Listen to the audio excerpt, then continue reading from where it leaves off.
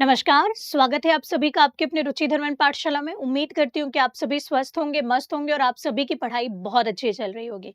अब अंतिम दिनों में कई बारी हमको समझ नहीं आता है कि क्या पढ़ें, कैसे पढ़ें, कितना पढ़ें, कहाँ से पढ़ें, ये भी चीज़ अभी कई-कई लोगों के साथ होगी। हालाँकि अभी ये कम लोगों के साथ होगी, आपके सारे सोर्स जो होंगे, वो फिक्स हो गए होंगे। उम्मीद ये करती हूँ और 1 या 2 बार आपने अभी पढ़ लिया होगा।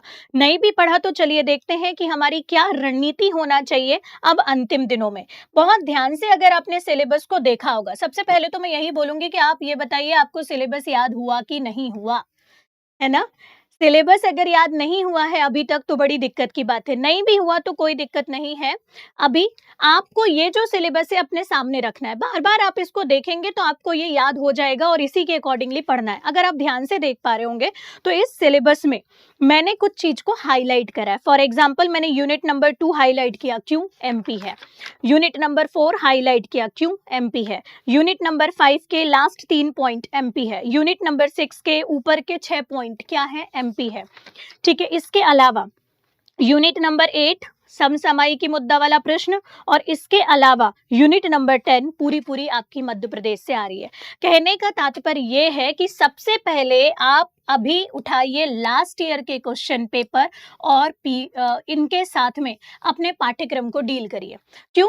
क्योंकि जब आप लास्ट ईयर के क्वेश्चन पेपर लगाते हैं, कब से लगाएं मैडम, कहाँ से लगाएं? तो एटलीस्ट 5 साल के तो आप लास्ट ईयर के क्वेश्चन पेपर को लगाइए, या मैं बोलूंगी कि 1989 से लेकर अभी तक के क्वेश्चन पेपर लगा लीजिए। मार्केट में ये अवेलेबल है, कई सारी बुकलेट मैंने देखा है। नहीं लगा पा रहे हो तो एटलीस्ट 6 से 7 साल के जरूर लगाओ, है ना? इन क्वेश्चन पेपर से आपको ये जरूर पता चलेगा कि मध्य प्रदेश लोक सेवा आयोग कैसे प्रश्न पूछ रहा है, एमपी के प्रश्न पूछने का क्या फॉर्मेट है, ज्योग्राफी के प्रश्न पूछने का क्या फॉर्मेट है। और मजे की बात, कई प्रश्न तो आपको रिपीटेड दिखेंगे, कई बारी आए हुए प्रश्न रिपीट हो जाते हैं। तो लास्ट ईयर के क्वेश्चन पेपर को अपने पाठ्यक्रम के साथ तालमेल अभी भी मैं बोलूंगी ये आपको बैठाकर रखना है।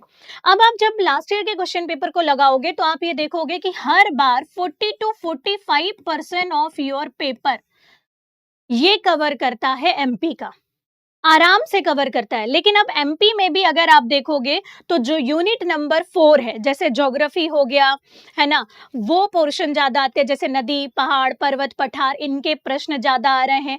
जनजातियों के प्रश्न देखने को मिलते हैं, हिस्ट्री के प्रश्न देखने को मिलते हैं, ये देखने को मिलते हैं। लेकिन अब इसमें ध्यान से देखिएगा, आपका यूनिट नंबर 4 ज्योग्राफी है, यूनिट नंबर 10 जनजातीय और यूनिट नंबर 5 जो है वो संविधान का है। इनके प्रश्न गलत ना होने पाए, समझ रहे हैं बात को? क्योंकि ये इजी पोर्शन है, ये उतना दिक्कत नहीं देता है जितना दिक्कत आपको हिस्ट्री देती है। एमपी हिस्ट्री यूनिट नंबर 2, अगर आप देखो ऊपर के 2 पॉइंट, मध्य प्रदेश के इतिहास की महत्वपूर्ण घटनाएं एवं राजवंश, स्वतंत्रता आंदोलन में मध्य प्रदेश का योगदान, ये वाली जो चीज है, ये सिर्फ 2 पॉइंट आपके सिलेबस के आपको बहुत सारी मेहनत मांग लेते हैं एमपी में, है ना? और अगर आपने अभी ये इसको पढ़ लिया है तो जितना पढ़ा है मैं बोलूंगी उसी को रिवाइज करें, कुछ नया ना पढ़ें, है ना? क्योंकि यहाँ के प्रश्न अगर बनेंगे तो सबको बनेंगे, नहीं बनेंगे तो किसी को नहीं बनेंगे, परेशान नहीं होना है। फॉर एग्जाम्पल जैसे हृदय साह वाला प्रश्न आया था, अब वो सबके लिए नया था, है ना? अब वहां पर आपने अपना लॉजिकल दिमाग चलाकर, क्योंकि 2 प्रश्न उसी से रिलेटेड आए थे, अगर एक आध प्रश्न को सही कर लिया तो वो बात अलग है ना? तो एमपी में आपको याद रखना है कि किसी भी कंडीशन में यूनिट नंबर 4, यूनिट नंबर 10 और यूनिट नंबर 5 के जो प्रश्न है वो गलत ना होने पाए।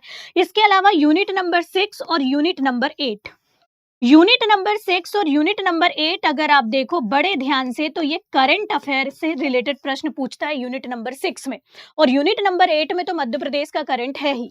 तो इन दोनों को टाई अप करके पढ़ो। जैसे उदाहरण के लिए यूनिट नंबर 6 में आपसे योजनाएं के प्रश्न पूछेगा, यूनिट नंबर 6 से आपसे एक जिला एक उत्पाद पूछेगा, यूनिट नंबर 6 में करंट अफेयर से रिलेटेड ही प्रश्न पूछ लेगा। फॉर एग्जाम्पल कोयला उत्पादन में कितना है, किसी बोलना चाहिए फसल के उत्पादन में मध्य प्रदेश का कितना योगदान है, या फिर मध्य प्रदेश में मध्य प्रदेश का स्थान कौन से नंबर पे, ऐसे प्रश्न आएंगे। तो ये प्रश्न कहां से पता चलेंगे मैडम?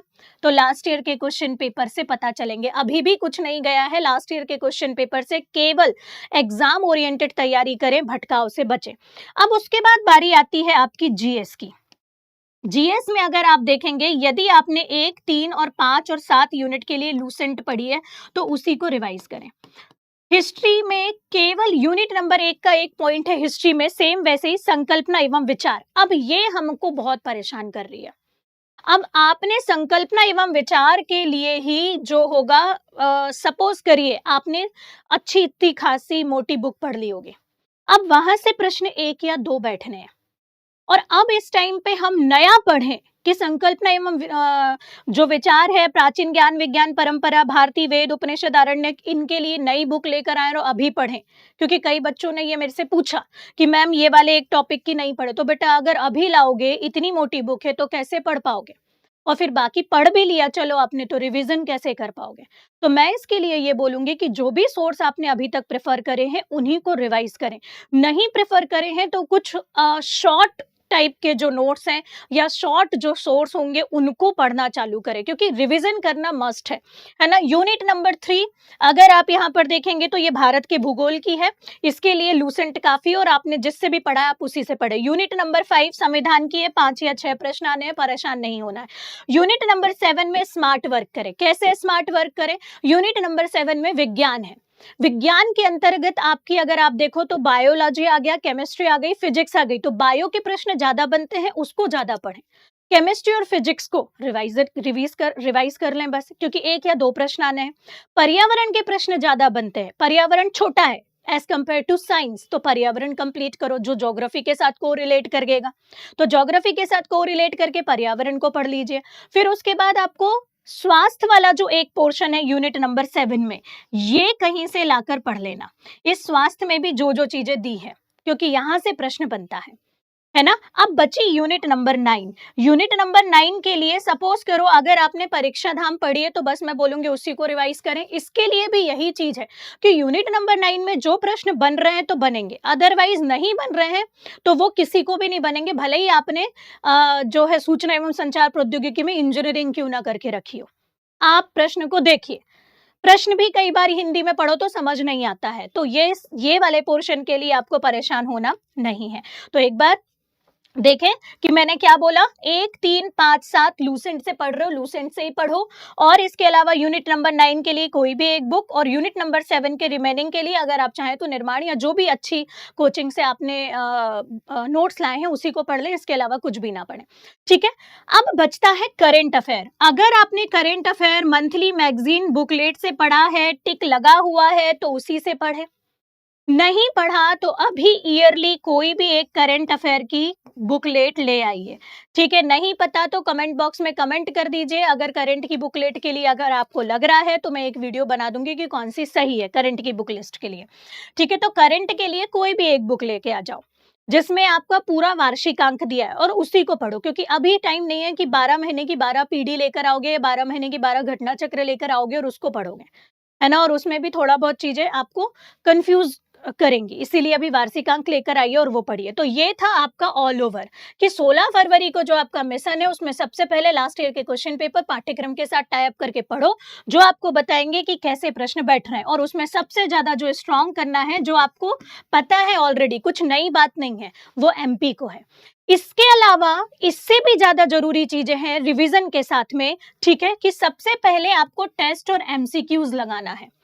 कहीं से भी आपको टेस्ट मिल जाए, या तो आप मार्केट से कहीं पर जाकर किसी भी कोचिंग के एक शुरू से लेकर लास्ट तक में 10-20 टेस्ट ले आओ, उसको लगा दो, एटलीस्ट 30 टेस्ट तो जरूर लगाओ।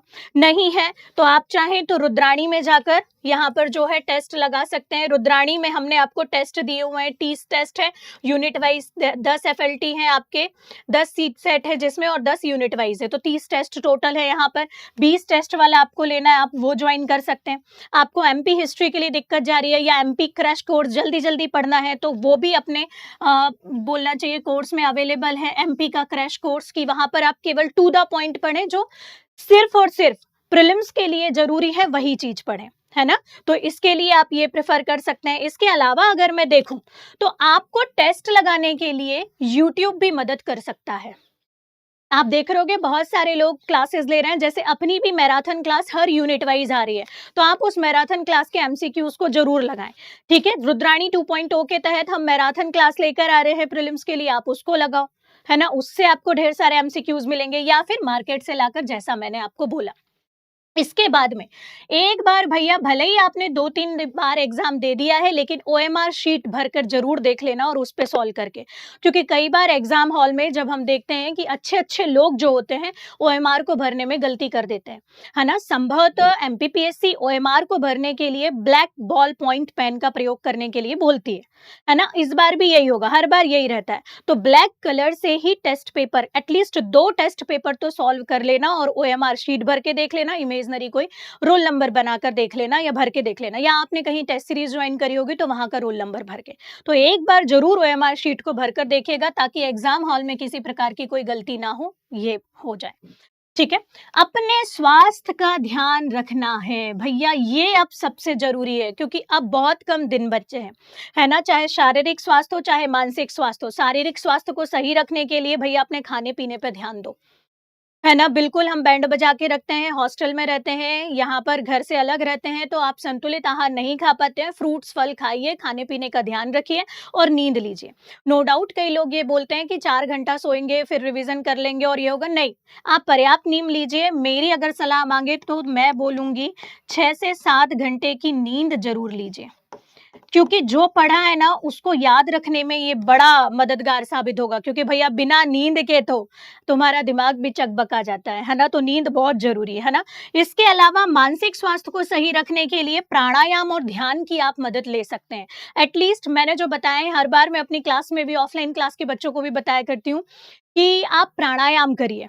कैसे? सबसे पहले आप ओम का उच्चारण करिए, फिर उसके बाद भ्रामरी प्राणायाम को अपने दिनचर्या में शामिल करिए, ठीक है? और ओम के उच्चारण को बस ये 2 करो, बहुत है, मोर देन इनफ है। अगर इसके अलावा और करना चाहते हो तो भस्त्रिका, ये सब, ये क्या करेंगे, आपको थोड़ा कंसंट्रेशन पावर जो है इंक्रीज करने में आपकी सहायता करेंगे, ठीक है? तो अपने स्वास्थ्य का आपको ध्यान रखना है भैया, क्योंकि स्वास्थ्य है तो आप परीक्षा दे पाओगे, सारी चीजें हो पाएंगी।